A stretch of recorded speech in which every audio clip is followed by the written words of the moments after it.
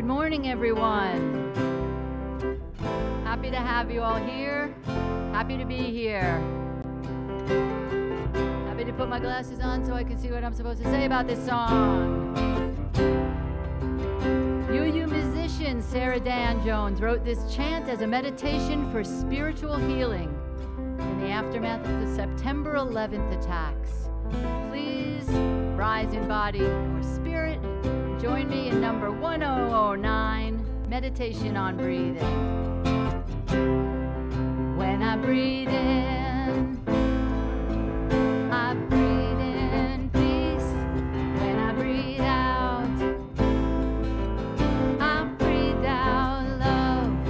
When I breathe in, I breathe in peace.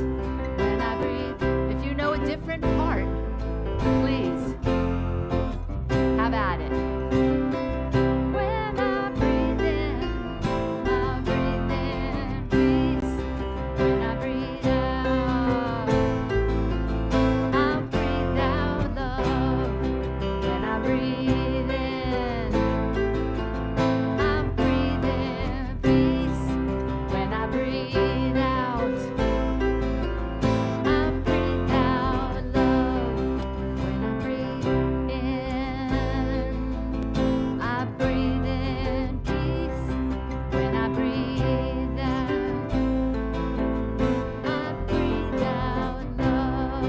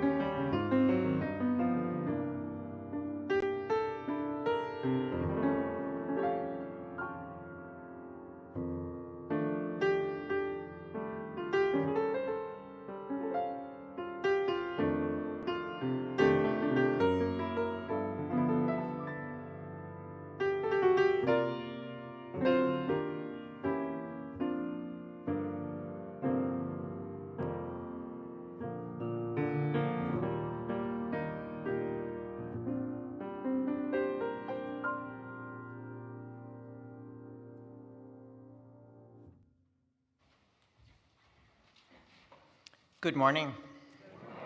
Welcome to the Mount Diablo Unitarian Universalist Church. I'm the Reverend Leslie Takahashi, and my pronouns are she and her. And we want to welcome all of you here this morning. We're glad that you're here, whether you're here in the sanctuary or online. And I will say that some of you have asked that we are hoping that our large screen that we usually have on the patio will be back in a couple weeks, so watch for that announcement for those of you, especially those. I've gotten a lot of conversation about people who want to attend with dogs. So the dog viewing area will be back sometime in the next couple weeks, so we're glad you're here. If you are visiting with us, we are so grateful to have you here. We're really glad you're here, and we want to invite you to stay, come out. In fact, we'd love to have people just exit out through our gallery again and into the Borton Hall so that we can say hello to you during our coffee hour after the service. And for those of you online, we also have a coffee hour for 15 minutes online as well, so you can say hello to a couple people as well. We hope you'll sign a visitor's card either here on campus or virtually, and we are grateful to have you here today. We've got a lot of things going on this week, so I want to mention a couple of them. Today, if you stay for coffee hour, you could try your hand at our balancing stones, which are left over from our breath and spirit retreat. You can just go out on the patio and try to balance some stones if you'd like to. That would be great. We also have our solstice service and a labyrinth walk this week, as well as our General Assembly sessions that we will be sharing here on Thursday, Friday, and Saturday. So if you're interested in attending any of that, please look at our email this week at MDUC, and if you're not getting that, please sign up so that we can share that with you. I also want to mention that this is the week that we're having our Chalice Camp, and we have over 25 kids participating, which is wonderful. And if you are free at 1 p.m. on Friday, we're going to have our end of camp performance because it's a musical theater camp. So please come and see the gifts of our children on Friday if you are available. We'd love to have an audience for them. And finally, I want to say we are very grateful to have as our preacher today our amazing student chaplain, Travis McPhee.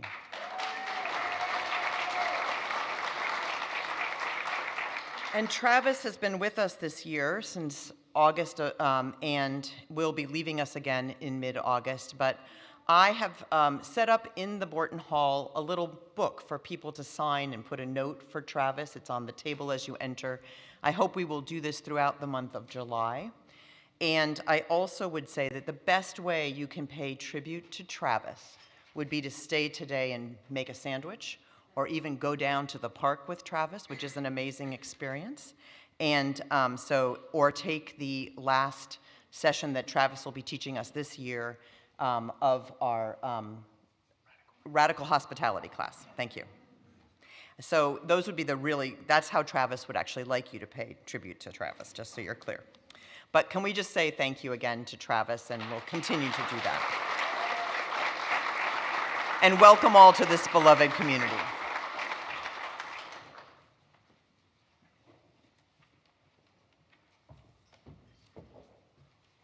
Good morning. I'm Mark Chase. I'm a member of your Board of Trustees, and my pronouns are he and him. Mount Diablo Unitarian Universalist Church is a welcoming faith community. We begin our services by reading our mission together. We bring to life our Unitarian Universalist values as we seek truth and work for justice, nurture compassion and courage, reach out to each other and to our larger community of faith, bridge the divisions that wound the human family, transform ourselves and our world. Please check out the weekly email and Beacon newsletter for the many, many things that are happening here. We appreciate our continuing commitment to stay safe when we have symptoms, which makes us a safer place for all of us to gather. Thank you to all who have been leading the many Bid for Love events and all who have been attending. If you can manage to pay your pledge for the remaining fiscal year, the 2023-2024 fiscal year, by the end of this month, it would be a huge help. Thank you. Happy Father's Day and welcome. It's good to be together.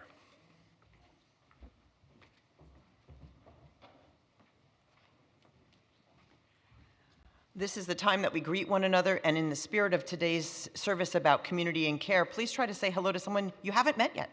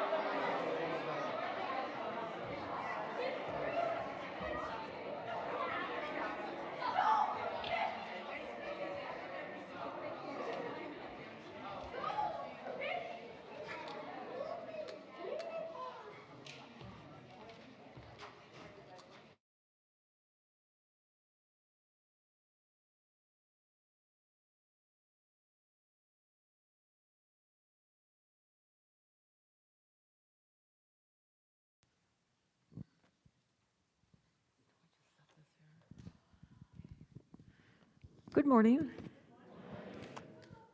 I have a quote from Dr. Martin Luther King Jr. from his speech Beyond Vietnam.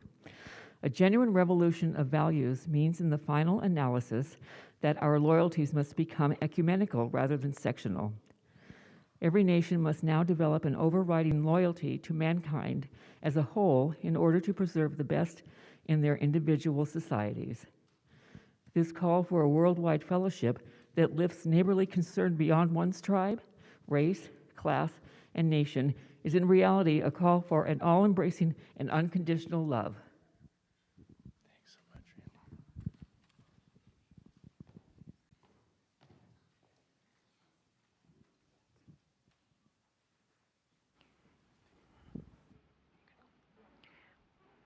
Randy. Okay, I'd like to invite all of those who are young and young at heart to come forward for a time for all ages.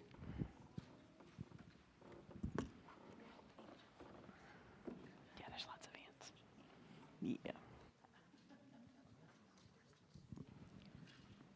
So we're going to talk about who's our neighbor, and I'm just going to say that Marina and I are discovering that our neighbors, the ants, are here on the steps with us. So if you notice us wriggling in any kind of way, that's why. Just so you know, our neighbors, the ants, are here. I'm going to ask us to just each take one of these, and maybe, Forrest, could you help me get those distributed? Thank you. Could I have one? I forgot, I didn't want to give away. Yeah. All right.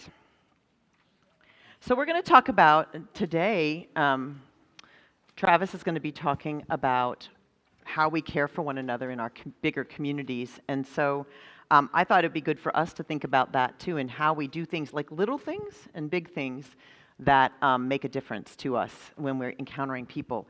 The word neighbor just comes from the word, actually the same word for the word near. So it means people that are near to us, right? And that's probably was probably originally just about like, I'm near to Prince, I'm near to Princess, I'm near to Kevin, right? Just a physical distance. But it's also about how we treat people in our hearts. Like, are we near to them in our hearts? Are we not? And so that is part of what being a neighbor is too. So I'm going to read some things that might happen that you might experience from somebody else who is a neighbor and or could be a neighbor. And I'm going to invite you to, it's okay. We all feel that way sometimes.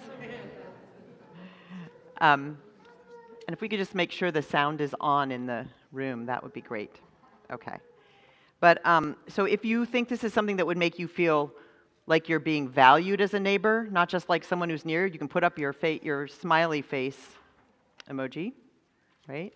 And if you think it's something that would make you feel bad, you can put up the sad face, okay? So just think about it. So how would this make you feel if it happened? If somebody notices that it's a special day for you, like a birthday or an anniversary that's important to you, how would that make you feel? You put up, yeah, okay. How about if somebody actually offers you help at a time when you need help? Great, great, okay. What if somebody is walking down the street but doesn't meet your eyes? How does that make you feel? Right, right. Yeah, it doesn't make you feel as well. Some people it's okay. There's some mixed feelings on that. What about having somebody ask your opinion about something when a decision is going to be made? Yeah, okay, that's pretty good.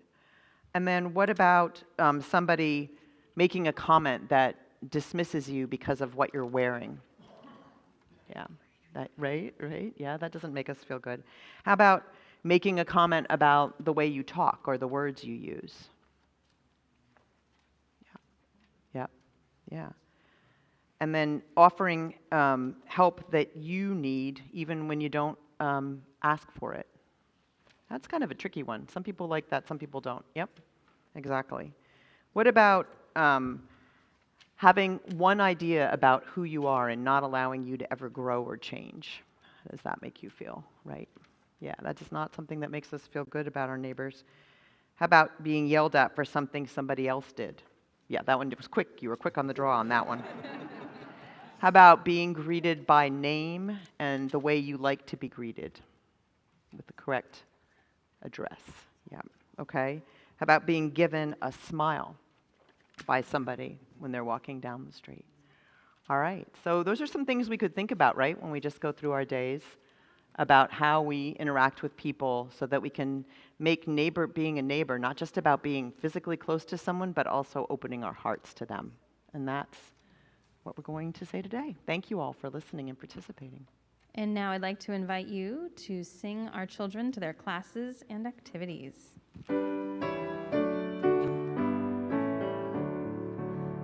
As we leave this friendly place, love give life to every face. May the kindness that you learn light your hearts till you return.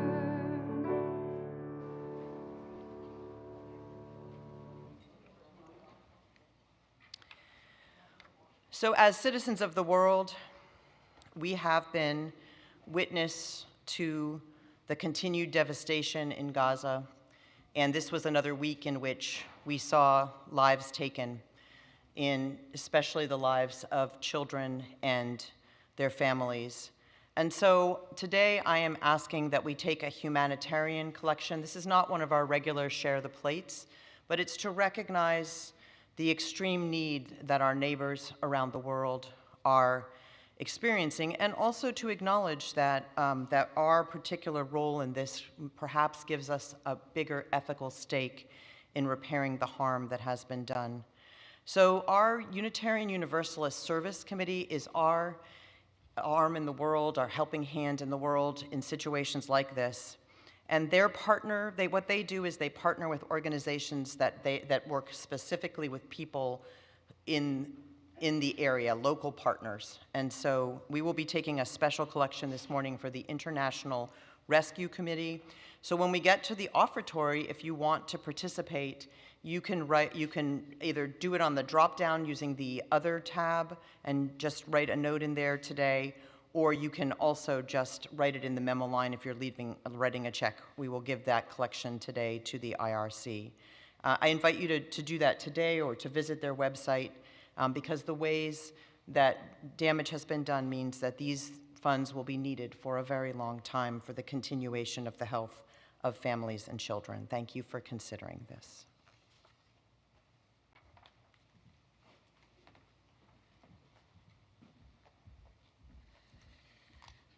Good morning. My name is Casey Gardner. My pronouns are she and her, and they and them. All right, so I have a confession to make. Last year, I joined a bike gang. It's not what you think.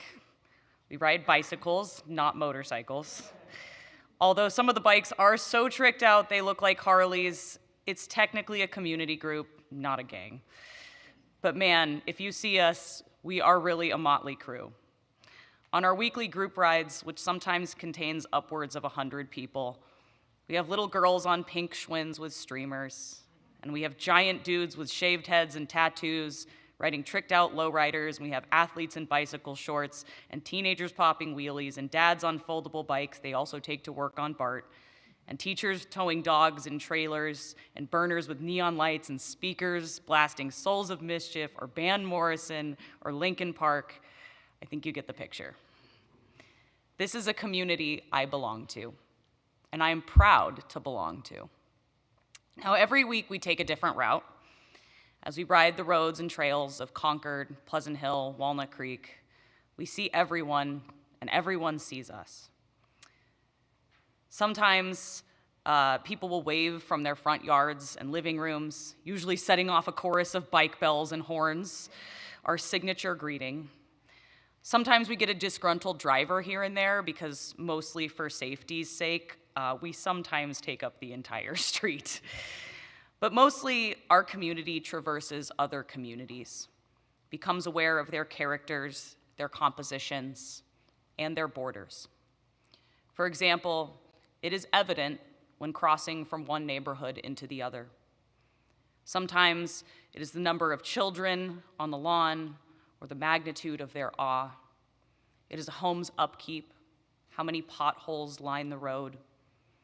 As we ride the trails and back alleys of so many communities, we also see every bed made out of tarps and piles of newspaper. Every remnant of human life scattered in the corners of our society, sometimes populated by individuals who grin at our spectacle, even when there aren't usually many other reasons to smile. All of this is our community too, not just the people we ride alongside, but those that we ride past, sharing this space with. A few years ago, I heard the statistic that half of all Americans are only one paycheck away from being unhoused. This did not surprise me, as I have spent many years of my own life trying to hold that line. It also does not surprise me, as I have not only passed through, but lived in the types of neighborhoods where parents wake at 4 a.m. to drag tired children to school on the bus before heading to work in a distant place where the concept of making a wage better resembles making a living. In fact, so much of all of our comfort is based on the thankless work of others. So much of our safety is at others' expense. And so much of what privilege is this not so invisible caste system that allows some of us to never need, the key word here being need, to live paycheck to paycheck. While some of us will only ever know this life because broken bootstraps can't be pulled up, and they cost too much to replace when there are mouths to feed, expensive health emergencies. This is why we have people on our streets. Before you use the words addiction or illness, I hope you also understand how these are the diseases of poverty and oppression as much as they are the causes of it. And before you talk about homelessness as a choice, consider how much more sense it might make to live in a margin when you're already so used to being in one. Last week, I spoke to one of my best friends in the world who escaped homelessness after 5 years of living outside. Yes, she was mentally ill and an addict, but she did not start out that way. A complicated cocktail of abuse, neglect, disability, and poverty drove her to be anonymous, invisible, to drop out from the world. She tells me that what kept her there mostly was shame, the feeling that she would not ever belong. She didn't want to see friends or ask for help. I lost touch with her during this time. Now, her story has a mostly happy ending. Partially due to her mother's sudden passing, she inherited some money and a place to live. From there, she got back on her feet with a changed perspective of life's value and fragility. But I have to emphasize something. It was both resources and will that got her there. Without one, the other would have been useless. I remember the first time I took her on a bike ride with the group. It reminded me a lot of when we were kids, riding through miles of East Bay neighborhoods on our bikes. She, of course, fit right in with these guys, as many of them are also people in recovery who exercise, and they too walked with the chipped shoulders of survivors. She loved it so much, she thought about joining or maybe starting one of her own. In fact, just this week, I met a guy with a gray ponytail and the build of a club bouncer who told me he ran a bicycle group in her area. He even turned around proudly to show me his t-shirt with the club motto in gray metallic script on the back. See, this is the true beauty, not only of withholding judgment of people who are or could be based on appearance or bias, but of truly investing in all pieces of our communities, especially those that don't often see community. Care is an upward spiral, holding and seeing each other through and out of our darkest moments, despite where we come from or what we have been through, or where and how we live our lives or choose to survive, is what makes us all human. And as far as I'm concerned, when it comes to this life, we are all riding together. And here, the unspoken bike rules also apply. We keep each other safe, we stop for anyone who falls, and nobody ever gets left behind.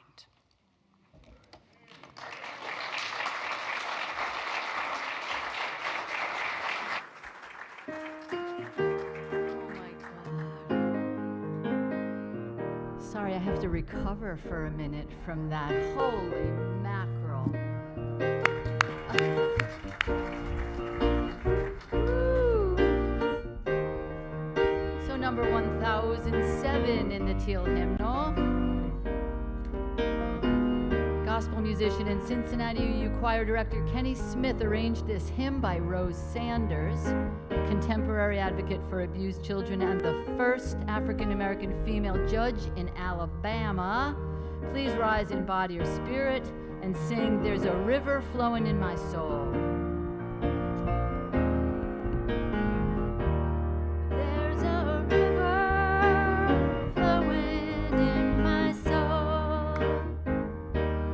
There's a river flowing in my soul, and it's telling me that I'm somebody. There's a river flowing in my soul. There's a river flowing in my heart. There's a river flowing in my heart, and it's telling me that I'm somebody. There's a river flowing in my heart. There's a river, it's flowing in my mind. There's a river flowing in my mind, and it's telling me that I'm somebody. There's a river flowing, there's a river, it's flowing, there's a river flowing in my soul.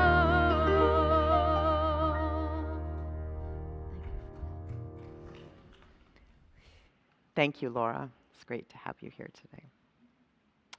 This is the time in our service when we take into the larger embrace of this community those joys and sorrows that are too great to hold alone. And I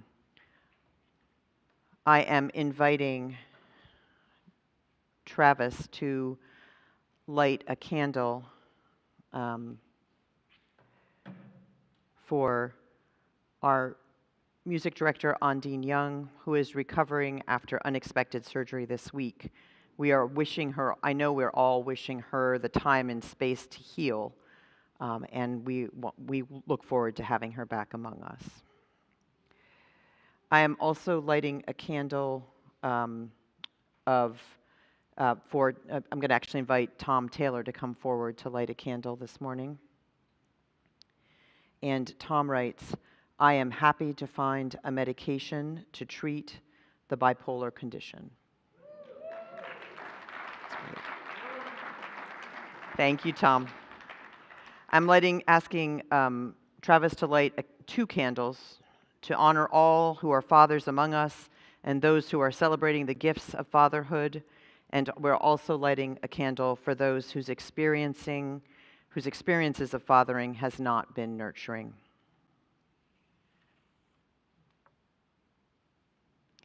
And we're lighting a candle of joy. Penny Hackett Evans, our member, had one of her poems featured in the Poems Alone website this week.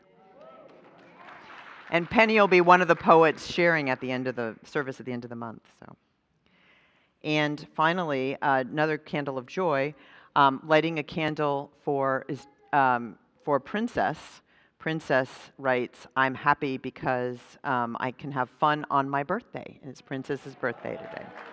So thank you. Please wish Princess happy birthday. And I asked Travis to light 2 final candles. One holds those joys and sorrows that are not expressed in words, but which we hold in the sanctuary of our hearts. And the other holds our hopes and prayers for this one beautiful but troubled world of which we are a part.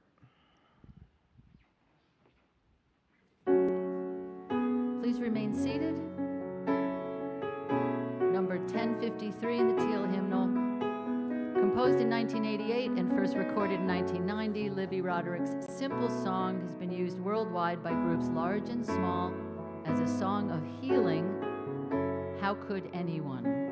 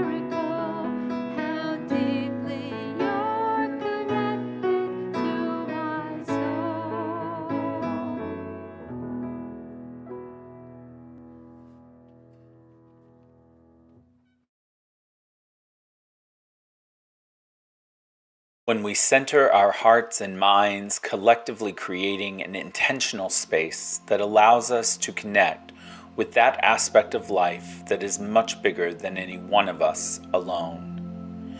Some call this a meditative moment, others focused intention, but today I invite you into the practice of communal prayer, which is ultimately a place for us to lay out together our heart's deepest ask.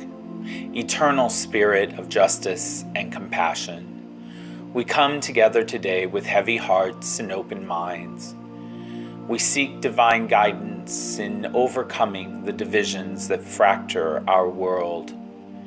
As we survey our communities, we witness the struggles of our neighbors, those without homes, and those bearing the burdens of economic inequality. May we discern in their eyes the reflection of our shared humanity and their divine essence. May this recognition urge us away from fear and indifference and lead us instead toward love and protective care.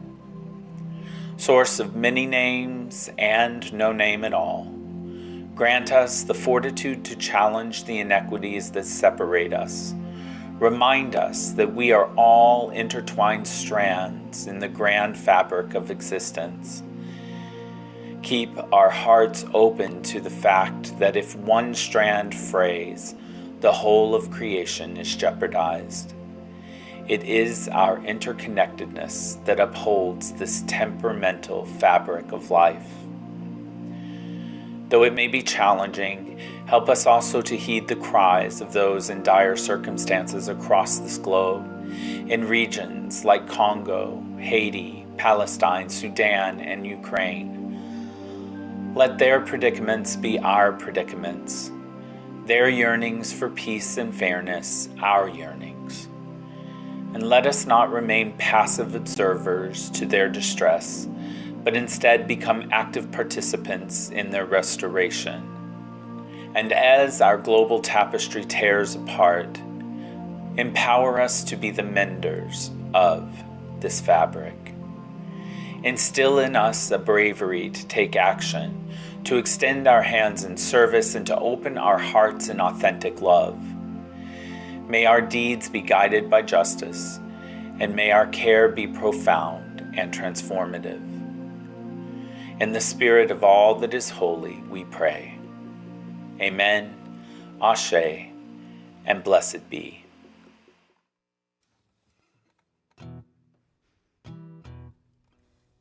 Since you all proved how good you are at singing, I'm going to ask you to help me with this one. This is a song by Batya Levine called We Rise. Here's your part. It's pretty easy. Rise.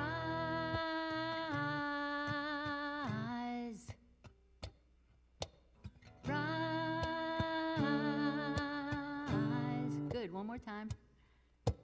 Rise. Fourth time's a little different. Rise. Good for you. Come on the tour bus.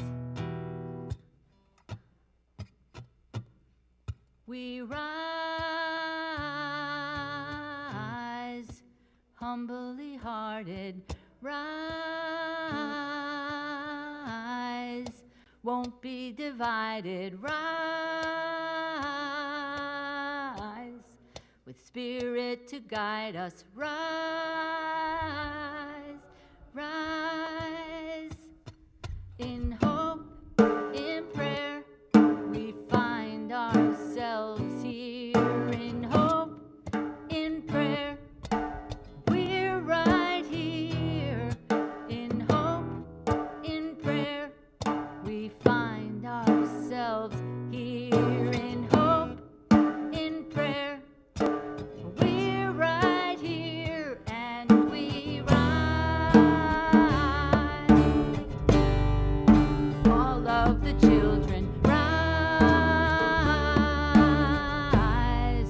elders with wisdom rise, ancestors surround us rise,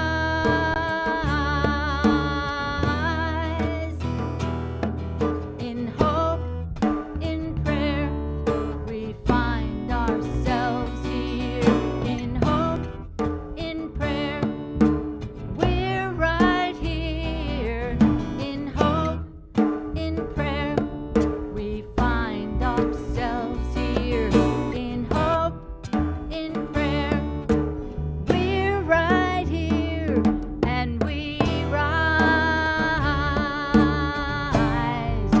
up from the wreckage, rise with tears and with courage, rise fighting for life, we rise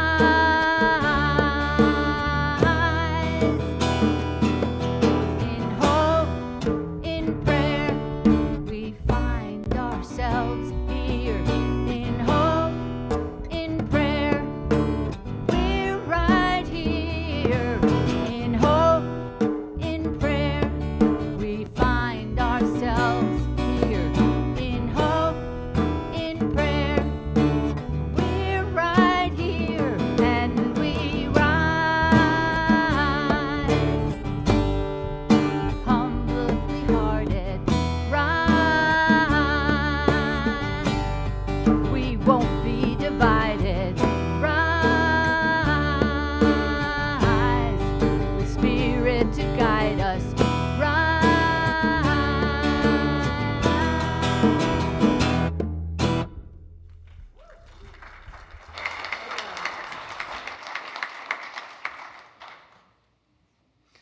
Good morning.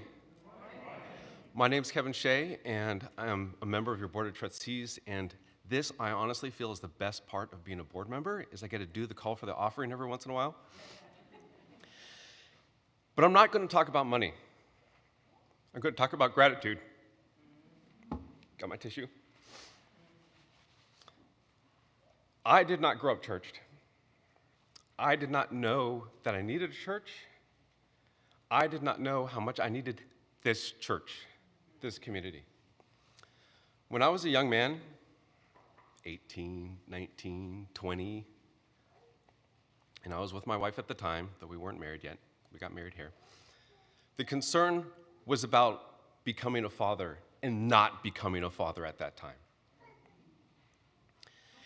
And then when we were ready to start our family, it didn't happen.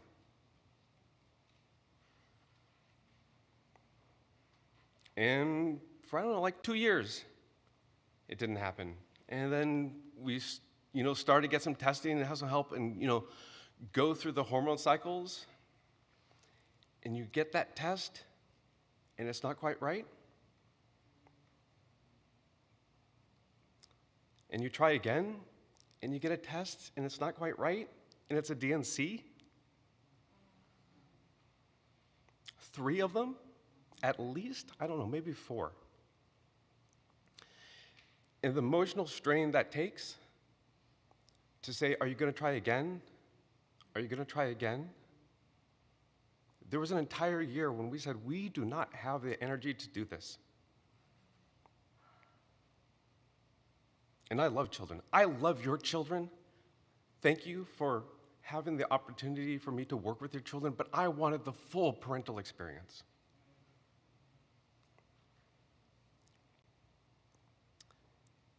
And finally,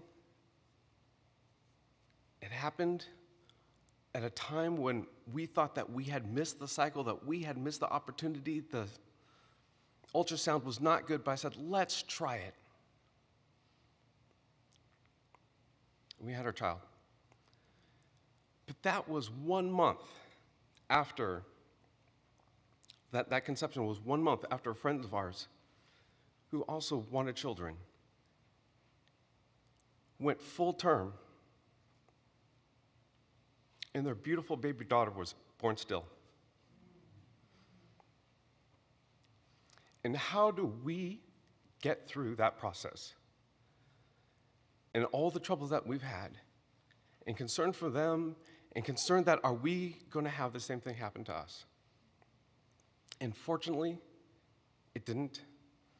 Eric is a beautiful boy. Eric, I love you. You're probably not watching, and I don't know if you'll ever see this, but it is this church that has helped us get us through those times. And those times when we also said, okay, try for 2. And we went through and then the doctor said, this isn't happening, and it's like, this is what you need to do. And we said, no, we don't have that energy. So I'm grateful for the child that I have. I am grateful for this community, for the village that it takes to help raise our families. It is now time for the offering. If you're online, the Give Now button is at the top of mduc.org. It's a yellow button.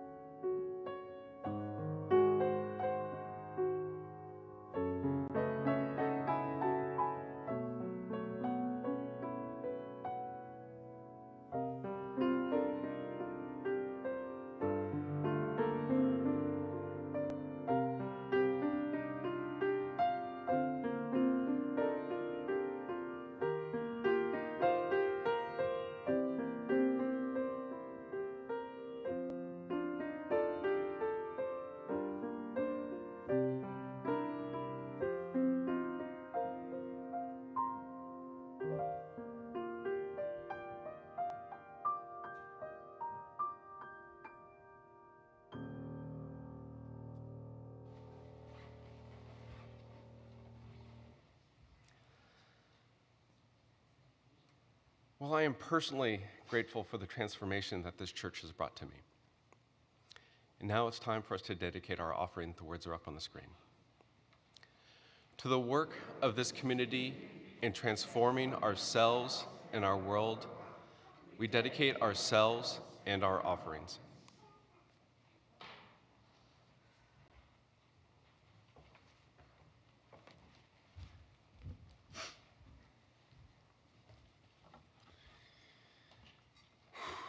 Hello there, my name is Travis, and my pronouns are he and him, and I'm feeling very glad to be here with you today. Happy Father's Day. This message isn't focused on celebrating fatherhood, so I wanted to take a chance now to thank all the father figures out there, especially my dad, who has always given me radical, unconditional love. I love you, Dad. Thanks for being my father. Before I speak my message today, I want to say that I am so imperfect, and what I say is so far from holding all the sides and perspectives. So when I say the wrong thing, I encourage you to let go of anything that doesn't work for you. And feel free to tell me after if I say something harmful so I can apologize and I can learn. After being here for the last, I think it's like 9 months, I'm surprised how much MDUUC feels like home. I feel there is a loving care and respect we're all cultivating together, that we share with each other knowing that it can then also spread to others and beyond. This is what community means to me. But what does community do in a world where the most impoverished live right next to the most wealthy, and yet the two are divided as if separated by oceans?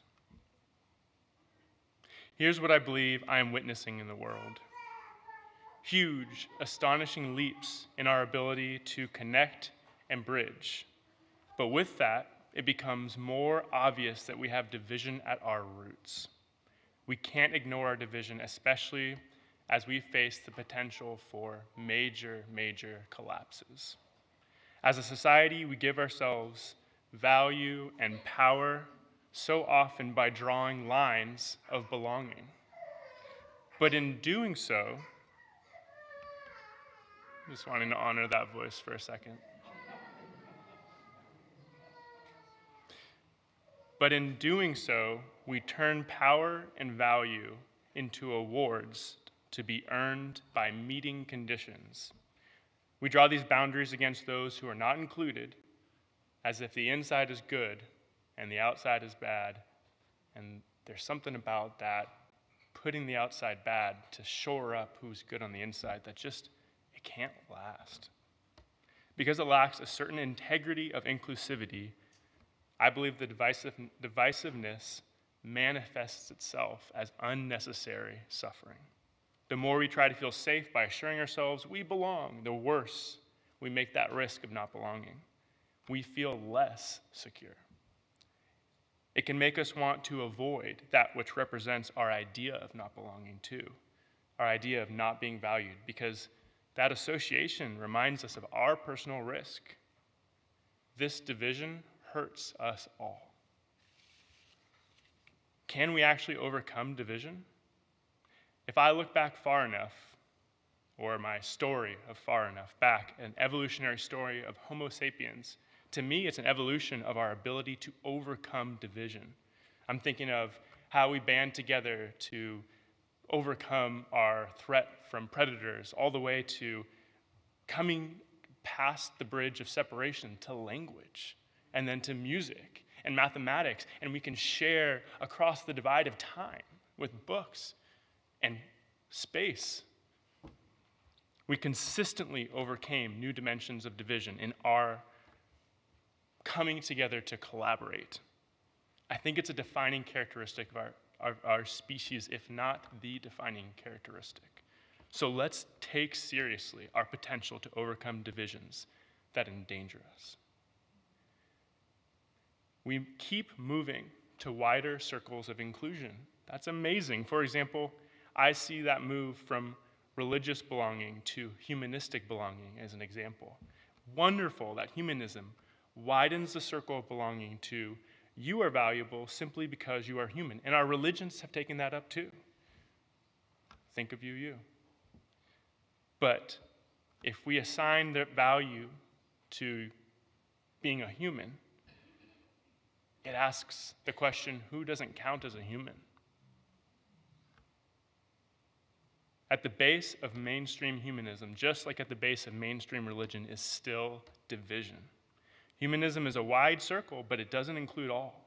And I believe that exclusionary principle is a problem. It creeps into the circle and ends up wreaking havoc on all those inside. It isn't just other species that end up being left out of this perspective of worthiness. We leave out other humans as well. We've agreed that all humans are valuable, but we don't treat all humans as though they are. We dehumanize, especially when we go beyond even hatred to disdain and disregard, where we say, you aren't even on my map.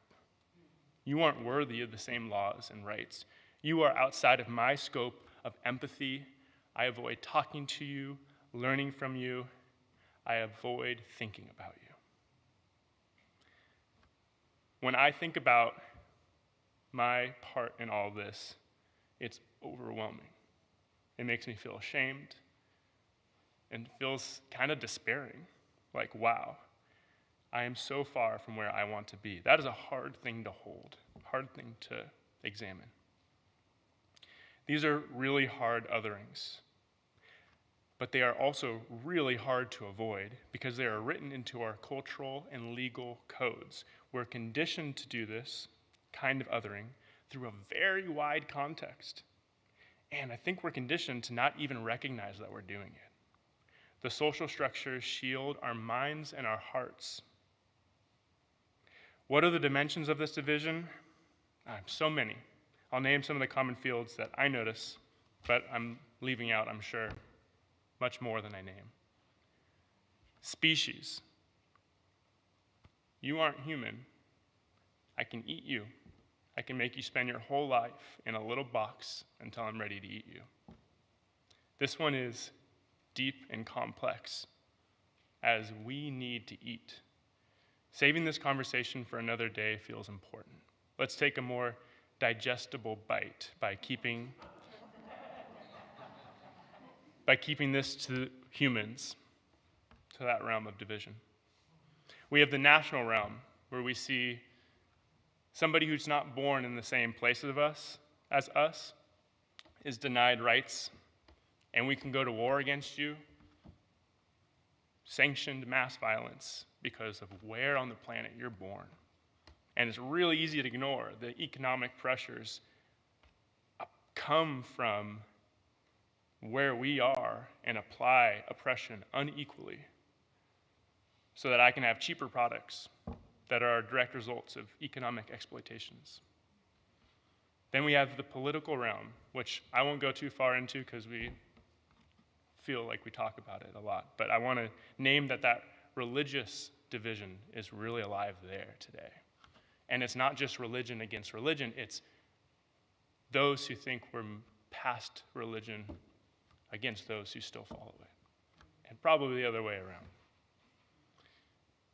And we still face so much racial division, sexual orientation division, gender and gender identity division, division in how we value diverse bodies, minds, emotional expression. But for today, economic disparity in things like legal rights, dignity, and cultural inclusivity is where I am focusing because it is nearby. It's on our doorstep. We share these lands, and yet if you don't have an address, it's almost impossible to register for food stamps. It's all around. We live in a capitalist society, and more we are globally entangled and held together by economic forces with tiers of nations and classes. We measure each other by our economically defined net worth. It's at the root of the other disparities and is the defining factor for how other disparities can become. If you have enough money, you can almost always get around everything else. And it's one that we have most avoided. When Dr. Martin Luther King Jr. changed his efforts for social healing from a civil rights movement to the Poor People's Campaign, an economic rights movement, the political powers that had been supporting him and his movement immediately dropped away. He was also assassinated soon after.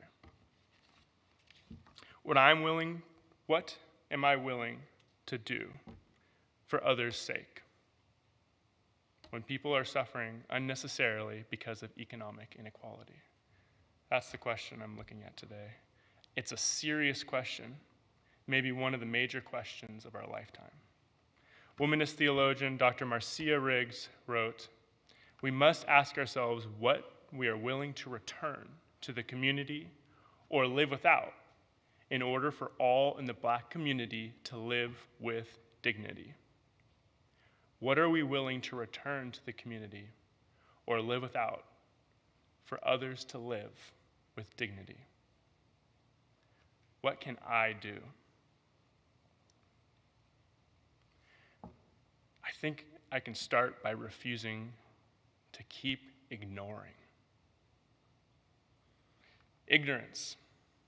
I always look at that word and I realize it also feels like ignorance to me. It's a big word in Buddhism. We say the root of suffering is ignorance, but I like to think of it at the root of our suffering is our ignorance, that we are ignoring things, we're turning away.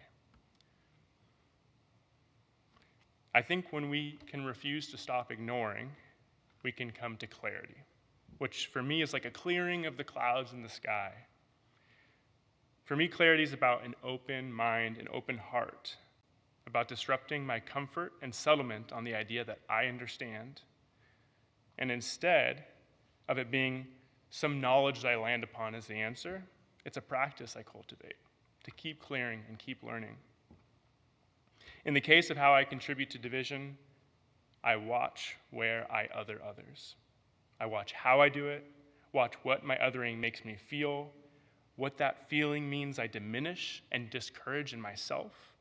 I can ask myself if there is another way, ask myself each day what I can do today to disrupt this habit for myself, for others, and what actions of care and love would be most likely to counterbalance my knack for othering. But people are hurting right now, and things are scary today. So while I really encourage the slow pace of things, I think we need to figure out what we're going to do now. And I think there are probably so many amazing things we can do. But I want to land on one for today, just to make it simple. If we hope to create more just and inclusive community, is there any better place to start than connecting with our neighbors who are facing housing insecurity and the greatest impacts of economic injustice? I don't know if you've heard about it, but we have a program here called Faith Without Walls.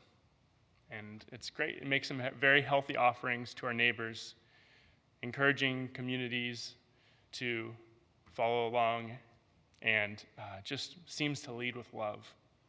There are things like showers offered, community meals, winter nights, and one of my favorites is the sandwich build and share.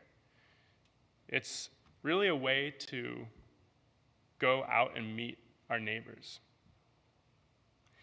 As a community, we make and bring food out to people, especially those who are hungry, those who are living unhoused, as a way to show that we care. And then we offer a sandwich, and maybe that's it. Maybe someone just takes a sandwich, but so often people want to keep talking. They want to connect. We want to learn from each other. The core of it for me feels like respect, care, and listening that demonstrate the love that's in my heart for the people I meet. And I always receive it back. Respect and care expressed with a listening presence are invaluable tools. Now, I feel like we could ask ourselves, does this really make a difference? Just going out and being caring? Sounds suspicious. One of the things I've been most surprised about is this experience, and I've had it multiple times, where I go out and I go over to someone who looks like maybe they're not really wanting to talk, and they're looking like they could definitely use a sandwich. So I just try to offer the sandwich, and there's not much conversation, and they receive and say maybe like a little something, kind of like maybe mumble it to me. I've noticed that. And then all of a sudden, as I'm about to leave, they just surprise me by saying, "You have no idea how much this makes a difference." It shocks me every time. One of my best friends, Jared Hunter, was out on the streets, living unhoused for a while, and he struggled with addiction, and it was scary.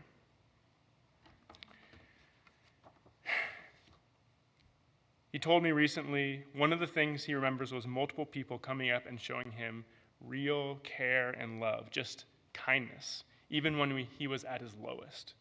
He told me how months later, these experiences and others like it were some of what most motivated him to make the changes in his life that led him to some steadiness. He says it's like you get off the streets, and that's its own hard thing, and then staying off the streets is another huge challenge, and all through the continued kindness is a lot more important than any one physical support. It keeps you going. The power of loving kindness is subtle.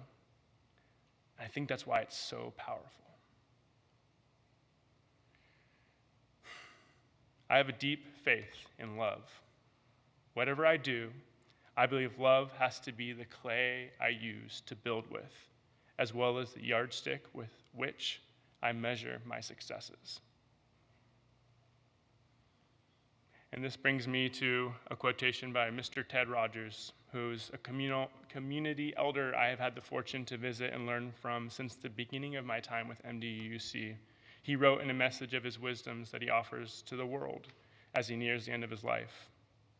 I believe that the need to feel that there are others who care about us and will care for us if needed is our most strongly felt need throughout life.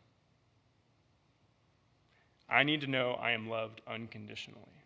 When I look deeply into any of my maladaptive habits, false stories, and self-harms, at their base is this same want. I want to be loved and know that that will never go away, to know I am worthy of it just for being. I have chosen to take a very daring leap of faith and to assume this is true in some way for others too, and then to act accordingly. When considering what to do about economic injustice or any division, we can ask ourselves, what does love ask me to do? And who could most benefit from some more expression of unconditional love right now?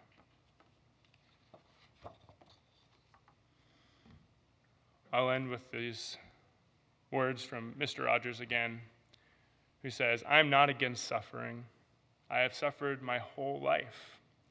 I am against suffering for no good purpose." When we see others suffering for no good purpose, can we decide to act in response? I think if we're really going to do it, it's not going to be easy. It's going to be painful. But I really think it's worth it, because choosing to face and respond to the unnecessary suffering in the world is, I believe, how our lives become powerful.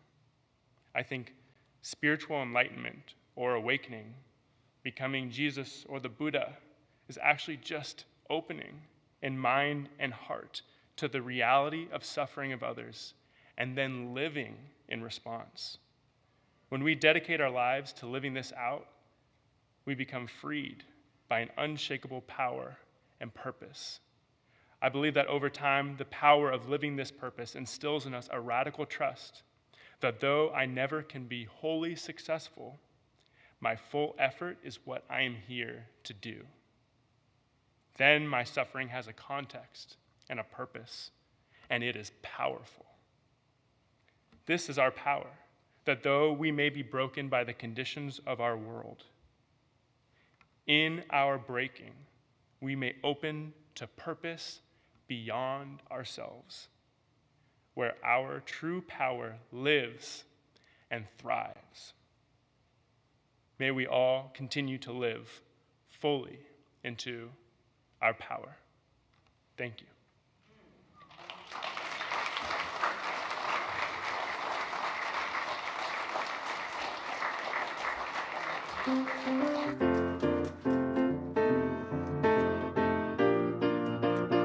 This African American hymn from slavery times is both a promise of deliverance and a call for action. Please rise in body or spirit. Number 1018 in the teal hymnal. Come go with me. This is your opportunity to clap on the 2 and 4. Thank you very much. Come and go with me to that land. Come and go with me to that land. Come and go with me to that land where I'm bound. Thank you. Come and go with me to that land. Come and go with me to that land. Come and go with me to that land where I'm bound. There'll be freedom in that land. There'll be freedom in that land. There'll be freedom in that land where I'm bound. Come the freedom in that land. There'll be freedom in that land. There'll be freedom in that land where I'm bound. There'll be justice. There's gonna be justice in that land. There'll be justice in that land where I'm bound. There'll be justice in that land. There'll be justice in that land. There'll be justice in that land where I'm bound. There'll be singing. There's gonna be singing. Come on, let's do some singing in that land where I'm bound, where I'm bound. Gonna be singing in that land. Gonna be singing.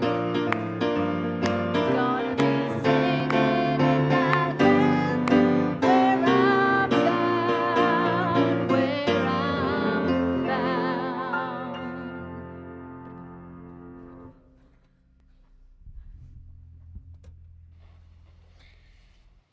The following is another excerpt from Dr. Martin Luther King Jr.'s Beyond Vietnam speech. John F. Kennedy said, "Those who make peaceful revolution impossible will make violent revolution inevitable. Increasingly, by choice or by accident, this is the role our nation has taken. The role of those who make peaceful revolution impossible by refusing to give up the privileges and the pleasures that come from the immense profits of overseas investments. I am convinced that if we are to get on the right side of the world revolution, we as a nation must undergo a radical revolution of values. May we leave here today carrying the seeds for a radical reorientation of our values, and may we sow those seeds with the water of love."